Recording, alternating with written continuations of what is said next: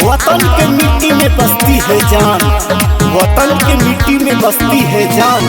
हर हिंदुओं का आवाज है हिंदुस्तान हिंदुस्तान। जागो हिंदुओं जागो। धर्म पूछ के वार किया था तो धर्म बता के आएंगे।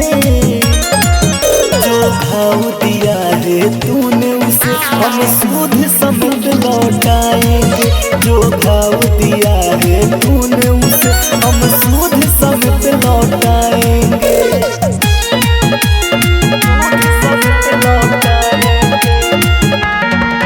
जो घाव दिया है तूने उसे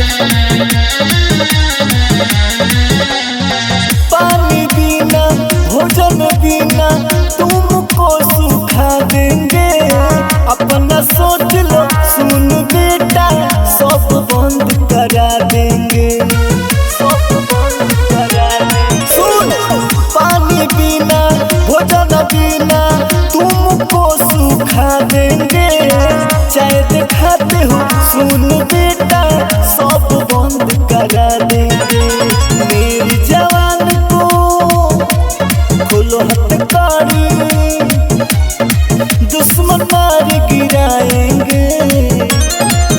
जो घाव दिया है तूने उसे हम सूद समेत लौटाएंगे। जो घाव दिया है तूने उसे हम सूद समेत लौटाएंगे।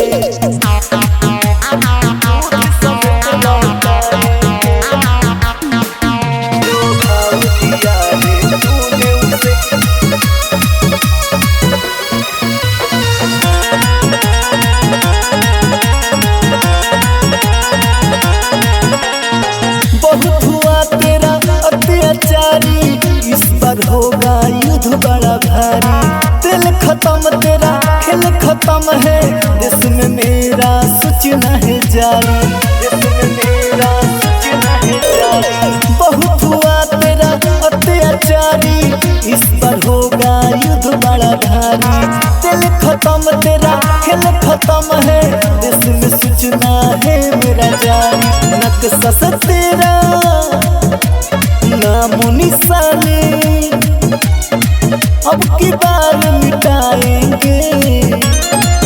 जो घाव दिया है तूने उसे हम सूद समेत लौटाएंगे। जो घाव दिया है तूने